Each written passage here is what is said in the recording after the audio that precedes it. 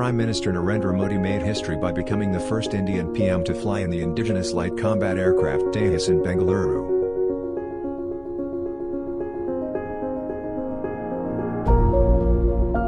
He took a 30-minute sortie in the supersonic jet, which is designed and developed by Indian scientists and engineers.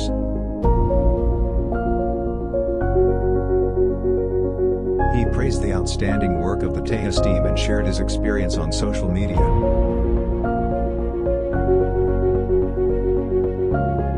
He said that flying in Tejas was an incredibly enriching and thrilling experience for him.